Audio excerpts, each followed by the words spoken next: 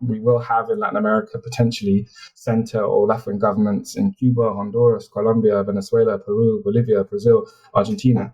And these could provide opportunities at policy level, but we are still stifled by our leadership and how far these governments can go. So it does hopefully provide opportunity for grassroots movements in favor of Palestine to find space to advance a more radical and progressive agenda than what's currently being offered by our leadership.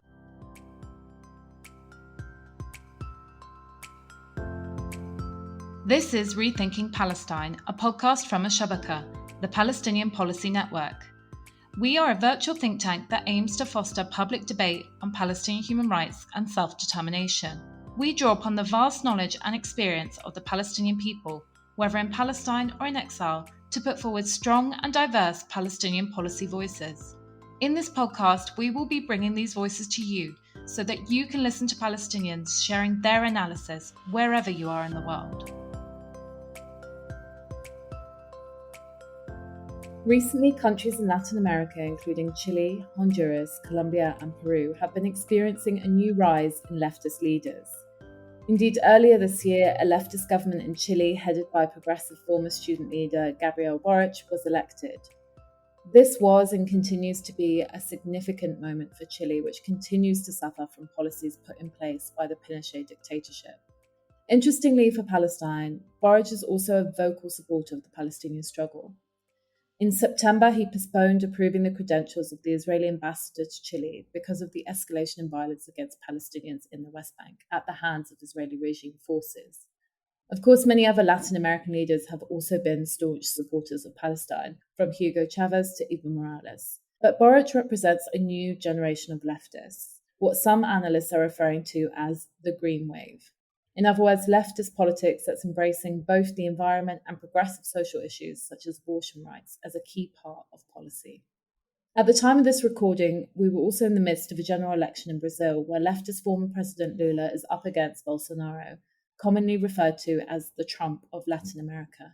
Lula once said that his dream was to see a free and liberated Palestine, and he has more than once been seen donning a keffiyeh.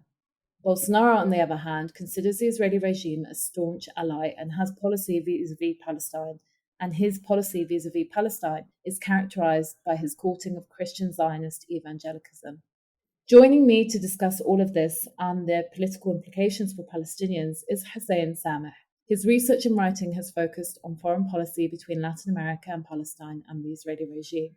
He's written for Al Jazeera English, Plus 972 and One Device. And more recently, he has worked at both McCann and Medical Aid for Palestinians.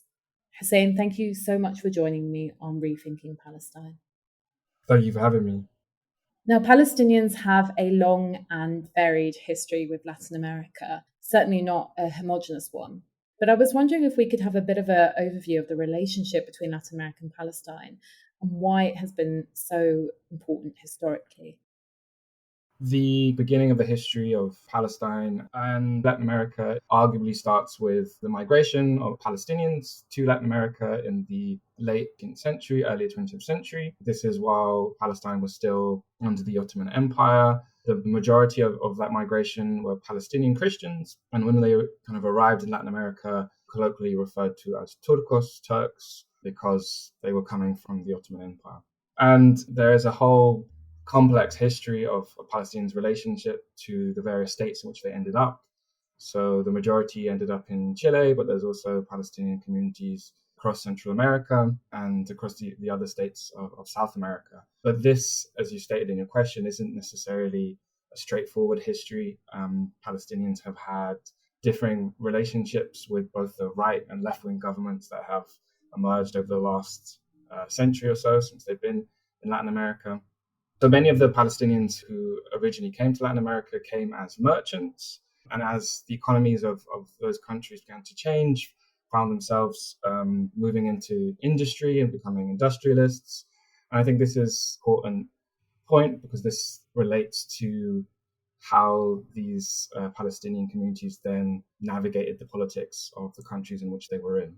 So Cecilia Baiza has done a lot of research on this, but essentially, and I think this will maybe be a recurring theme throughout this discussion, is that class interests often kind of muddied the water in terms of how Palestinians related to the states in which they found themselves. So the history of Palestinians in the region has differentiated, and Palestinians haven't necessarily always found themselves on the right side of history. You can find Palestinians kind of across the political spectrum, Palestinians who were involved in leftist organizing, and Palestinians who supported the more reactionary right-wing regimes of the continent or of the region. So, Hussein, from what you've said, Palestinians have really had a varied history across the Latin American continent. I was wondering if you could tell us a bit more about the Israeli regime's history with the various regimes and countries in Latin America. Latin American states played a pivotal role in the creation of the State of Israel.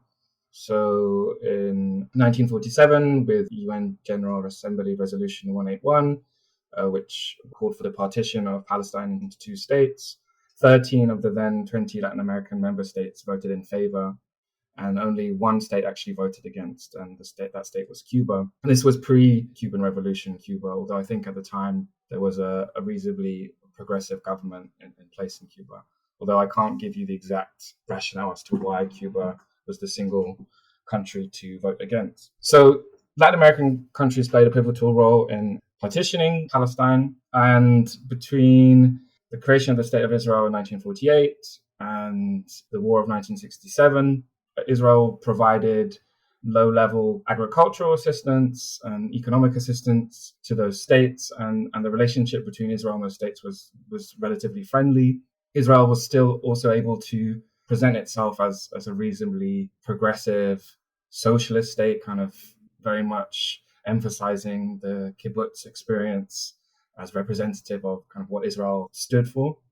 But that changed after 1967. So after the 1967 war, where not only did Israel demonstrate its settler colonial roots and its aggressiveness and oppressive policies, there was also a change in what the Israeli state felt it needed to do in order to survive. So up until 1967, the majority of arms supplied to the Israeli state were provided by France. And 67 was really when the US kind of stepped in to be the number one financial backer, essentially, of the Israeli state. And this break with France led to the Israeli state looking to build its own arms industry and its own security industry in order to prevent being in this situation again without kind of superpower backing. And how that relates to Latin America is then Israel started to look for markets in Latin America in order to sell its weapons and to sell its military technology and military expertise. Latin America provided a very fruitful market at the time. In the 60s, 70s, 80s, Latin America was host to numerous dictatorships and right-wing movements. And the Israeli state really kind of monopolized those oppressive regimes in order to sell its weapons.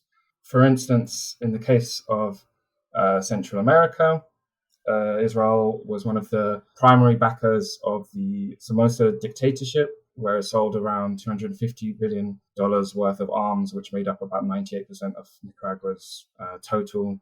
They also supplied the anti-Sandinistas Contras with weapons that they'd actually confiscated from the PLO in Lebanon.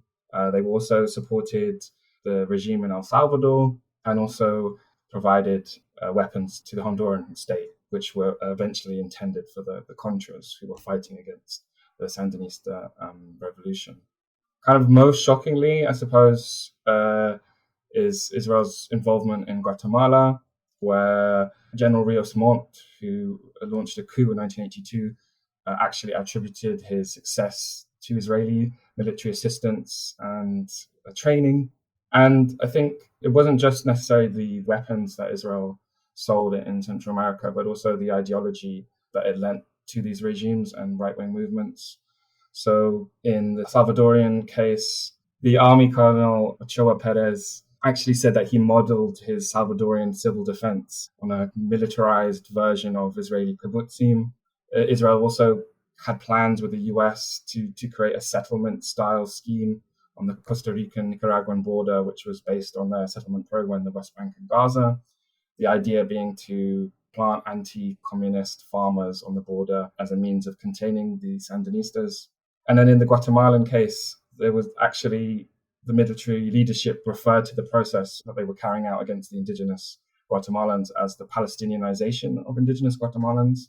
That is to treat, and this is a quote, to treat Indians like we treat the Palestinians. Don't trust any of them. And this is what they were taught. In part, as a consequence of Israeli policy in Guatemala, around 75,000 Guatemalans were killed and 100,000 fled to refugee camps. So although Israel didn't actually involve itself directly in the region, through its military sales and expertise, they were able to provide assistance to these right-wing regimes. So I think that legacy is really important because the consequences of it are still being felt today, not only in terms of the instability in those countries, but also in terms of how kind of left-wing and right-wing governments then approach the question of Palestine. The reverse of that, of course, is the relationship that the PLO had with left-wing movements. So the Sandinistas in Nicaragua were a broad left-wing movement that was fighting against the Somoza dictatorship in Nicaragua, which was a dictatorship which was propped up by the US and its supporters. And so they had a very close relationship with the PLO. PLO were alleged to have provided training and money and loans to the Sandinistas. There's also accounts of Sandinistas actually participating in PLO missions in the 70s. After the success of the Sandinista revolution, in the first few weeks, I think the Sandinistas opened up an embassy for the PLO in Nicaragua, which was kind of a symbol of the relationship between the two movements. It's hard to know the extent of the PLO involvement with left-wing movements in Latin America. Of course, there was a lot of rhetoric from both left-wing movements like the Sandinistas and the PLO in terms of mutual solidarity. The extent of that materially was often played up by forces within the US who wanted to kind of tap into pro-Zionist lobby, who had a vested interest in merging the anti-communist Cold War mentality with pro-Israel support. On the other side, it was important for those left-wing movements to also effectively play up the significance of this mutual solidarity. Now, that's not to say that it wasn't genuine, but it, of course, enhanced their reputation, both the PLO and those left-wing movements, to espouse that they were working closely together. When talking about the relationship between Latin America and Palestine, it's hard to discuss that history without talking about the importance of Cuba in that story. Cuba was the first country to cut all official ties with Israel in 1973. Until this day, Cuba has no diplomatic relationships with the Israeli state. Cuba was also alleged to have sent some troops and tanks to Syria during the 1973 war. And apart from cutting off ties with Israel, Cuba has consistently been a vocal supporter of the Palestinian cause, including offering scholarships to Palestinian students to come and study in Cuba, primarily Palestinian doctors. This is something that still takes place up until today. And the legacy of that can be found in the pink tide governments that came to power in the 2000s. Based on this legacy that Cuba had set, you saw countries like Venezuela and Bolivia taking very tough stance against the Israeli state, also cutting off all diplomatic ties in 2009. And following on from this, we saw a wave of state recognitions of Palestine from Latin American states. Now, of course, that's not necessarily the most radical act that a state can do, but I think contextually within the kind of international scene, that had significance, probably more symbolically than anything else. So after 2009, when Venezuela and Bolivia cut ties with Israel, we saw Brazil, Ecuador, Venezuela and Bolivia, and I think some other states recognize Palestine as a state. If you're enjoying this podcast, please visit our website, www.al-shabaka.org, where you will find more Palestinian policy analysis and where you can join our mailing list and donate to support our work.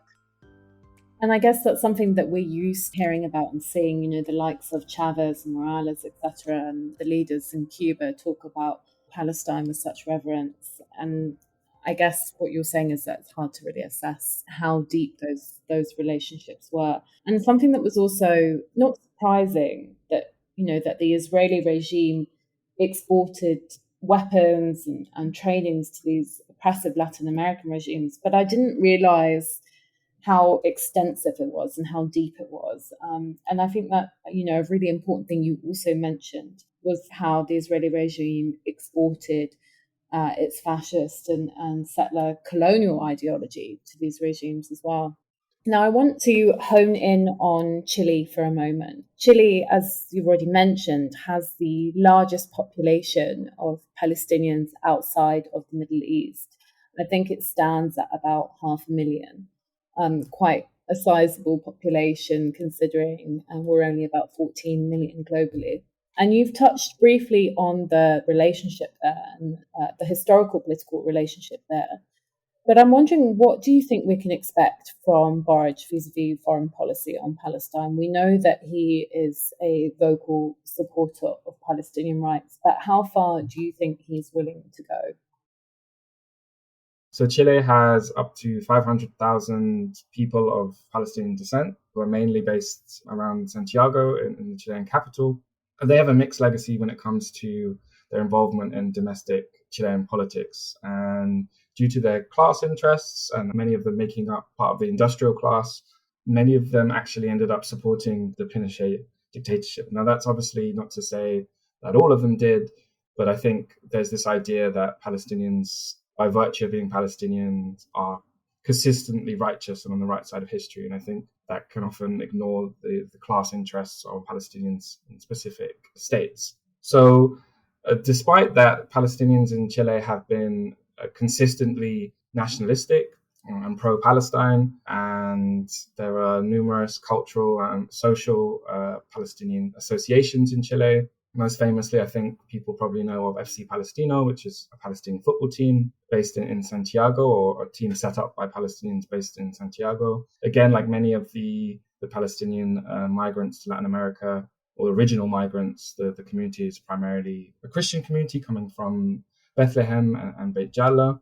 Despite the Palestinian community's mixed legacy when it comes to domestic policy in Chile, the Palestinian community there has continuously been very vocal and politically active when it comes to the Palestinian struggle. This is represented in the social, cultural institutions that they've set up in Chile. Probably best known is the football team in Santiago, FC Palestino, and the football shirts, which have caused a lot of controversy in Chile for showing the Palestinian map. So when it comes to the leadership of Boric, I don't think we can underestimate the importance of the Palestinian community. The support for Palestine on the policy level in Chile spans both the left and the right wing. But I think it probably doesn't make sense to see Boric's support for Palestine primarily because of some kind of pro-Palestine lobby. Boric's background is as a leftist, and I think his left-wing activism or his left-wing ideals probably better represent why he has a good position or a stronger position on Palestine than others. That being said, I think the potential for what this means for Palestine is difficult to answer. Firstly, because Chile, on a geopolitical level, even in the context of Latin America, is quite insignificant. Secondly, and I think this is a recurring theme for all the leftist governments or any leftist governments in Latin America that want to do something for Palestine, they are constrained by the fact that they can only go as far as the official leadership of the Palestinian people in terms of what they can call for. So they're almost limited or constrained by the fact that the official Palestinian leadership isn't calling for more radical solutions or radical proposals to bringing about liberation for Palestinian people. So in the case of Boric, recently he spoke at the UN General Assembly and he talked about violation of Palestinian human rights and the right for Palestinians to have a free and sovereign state. This isn't particularly different from how Palestine is talked at the international level. What it possibly can mean, though, is having a leadership in Chile, or indeed a left-wing leadership in other countries in Latin America. It does open the possibility for more grassroots organizing. The absence of a state that's hostile to Palestinian rights is something we can't take for granted when we look at the situation in the US and we look at the situation in the UK and the EU and the barriers that many grassroots campaigners are having in relation to pushing for Palestinian rights. So I think the case of Chile is interesting and it's positive, but I think many of the leaders, there's going to be this issue of how can we push the official narrative that our Palestinian leadership is giving us to push for more radical solutions. There's also other interesting developments happening in other parts of Latin America. In Colombia, they've just elected their first left-wing government. And I don't remember who, but I've often heard Colombia being referred to in the past as the Israel of Latin America, which kind of speaks to the fact that Colombia has served for many, many decades as the bastion of US policy in the region. And indeed, Colombia was one of the last countries to take this symbolic step, symbolic as it is, of recognizing the Palestinian state. Now, the government in Colombia now is headed by Gustavo Petro, who is a former leftist guerrilla. And he hasn't said too much about Palestine in the past, but in terms of his foreign policy so far, or what he's looking to do, we can see him making progressive steps in relation to Cuba, in relation to Colombian-Cuban relations and Colombian-Venezuelan relations. And so hopefully the new Colombian government can also provide as an ally for Palestinians. The last thing I wanted to say is also important not to overstate identity as a rationale for supporting Palestine. So although, of course, there is a huge Palestinian community in Chile, and that's going to have an effect on Chilean foreign policy, if we look at a state like El Salvador, which currently has a president of Palestinian descent, Nayib Bukele, he's actually gone out of his way to show himself to be a friend of Israel. And I think that's happened to the distaste of the Palestinian community in El Salvador, which is quite large, but that still goes to show that class interests or other interests can often trump identity. So we can't just rely on thinking, well, there's lots of Palestinians in this particular community, therefore we're going to have a pro-Palestinian response from the leadership. I think that's a really important point, Hussein. And another important thing you mentioned is that, whilst the Palestinian leadership continues to fail to represent their people and put forward a radical agenda for liberation, we can hardly expect other states to do that for us. I wanted to move on and to talk about Brazil, because Brazil is in the midst of a general election. The runoffs are due to take place shortly after the airing of this episode. So I was wondering if you could briefly discuss the implications for Palestinians if Lula takes office, and also perhaps what might happen if we see Bolsonaro re-elected. I really hope that we don't see Bolsonaro re-elected, but it is a possibility. The polls in Brazil are very tight at the moment. Lula was predicted to potentially win the election in the first round, but it is going to a second round. I think we can't take for granted a Lula victory. Now, what a Lula victory would mean for Palestine, well, I think from purely symbolic position or from a purely symbolic perspective, defeating Bolsonaro is a must. So Bolsonaro has, as you stated in your introduction, has courted the Christian evangelical right wing in Brazil, which is huge, and who are very vocal supporters of Israel, has courted them by taking policy on Palestine, Israel, that is very much to the right. He's threatened to move the Brazilian embassy from Tel Aviv to Jerusalem, although he hasn't actually done it. But he has opened up a trade mission in Jerusalem. He's also opposed investigations into Israeli war crimes, the ICC investigations. His sons were seen while Bolsonaro was on a trip to Israel, seen donning IDF T-shirts. And I think the Bolsonaro movement very much looks to Israel as a bastion of kind of right-wing values, of militarization, of kind of security, of, defenders of what in Brazil they call like the good citizen, cidadão de bem. Now, what a Lula victory would mean, Lula has rhetorically been very pro-Palestine in the past. And like I said, Brazil was one of the first states to recognize the state of Palestine. But business as usual has kind of continued between Brazil and Israel in terms of trade, despite Lula's progressive stance on Palestine. The Mercosur-Israel Free Trade Agreement was signed during Lula's presidency. I don't have the exact figures to hand, but I don't think trade has stopped. And I think that's also the case in Chile. Although Boric has drafted a law regarding settlement products, again, that's not wildly far from kind of international consensus. And it doesn't go far enough. And I think in the Brazilian case, it is very important that Lula wins. And I think Lula will, at least rhetorically, be, of course, a lot more pro-Palestine than Bolsonaro. But until we see changes in trade, arms imports, I think, it's still very much maintaining the status quo. Lula has also had to move to the right in order to, in his opinion, in order to defeat Bolsonaro. So I don't know what Lula in 2022 will look like compared to Lula in the past. But he has, on the campaign trail, once again, I think, as you mentioned in your introduction, met with the Palestinian community. Warner Kafia reiterated his support for Palestine. Much like the rest of Latin America, at least at the leadership level or the state level, unsurprisingly, support for Palestine is still through the lens of statism.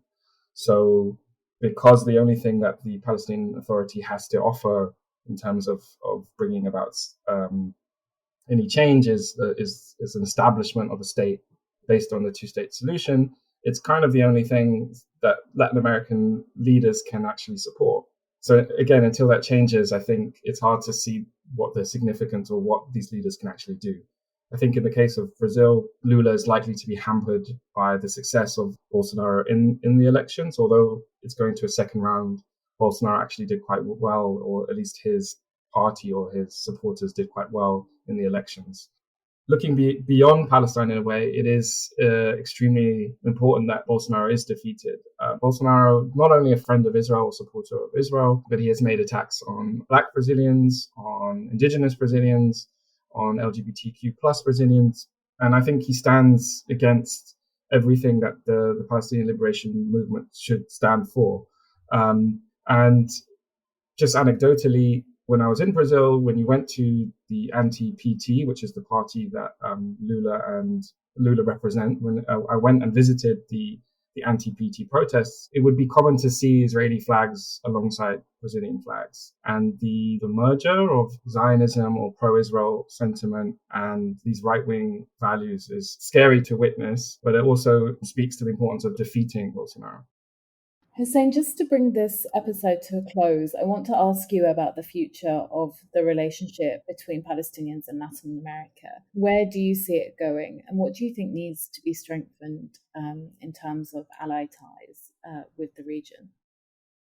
As we've talked about today, Latin America is home to a large Palestinian population and community, and I think we need to continue to tap into that and to mobilize that base and to support that base and to provide resources for Palestinians who are often, in certain contexts, quite assimilated into their host state, to provide means or support in empowering them about their Palestinian heritage and history and politics. So I think ignore the fact that Latin America is home to so many Palestinians. I think we also need to move beyond the idea of engaging with Latin America just because it's the home of many people of Arab or Palestinian descent. Because again, that ignores the class interests that some of those communities may have, which contradict perhaps where we want to see Palestinian liberation move. Like, it's not enough just to be pro-Palestine if that means that you're pro-business or leads you to side with the right. We need to mobilize Palestinians to be progressive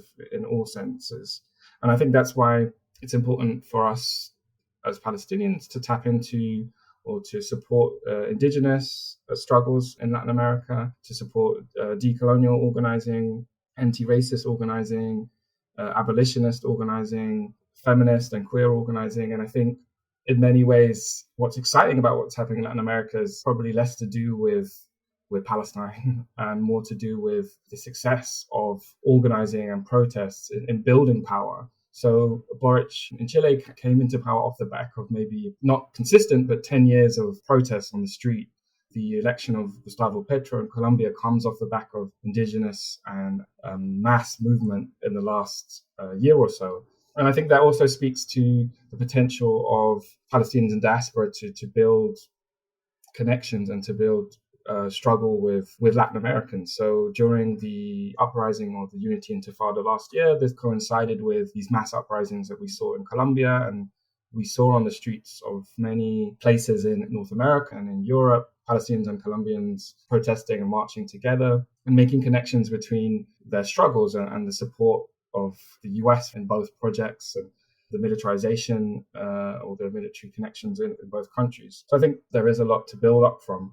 As I said before, we currently have, or we will have in Latin America potentially, center or left-wing governments in Cuba, Honduras, Colombia, Venezuela, Peru, Bolivia, Brazil, Argentina.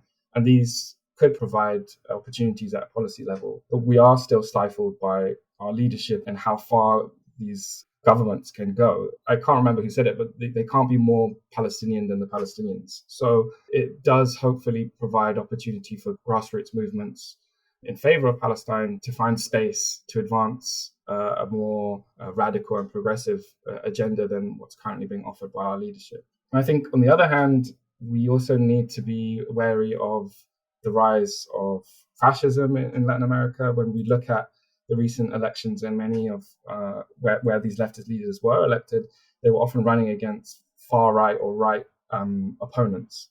So much so that in the Brazil case, the irony is that Lula is now running with his former opponent in the last election. So the traditional right that Lula once used to battle against has now become an ally against the far right. So I think we do have to be wary of the potential right-wing backlash. We also need to be wary of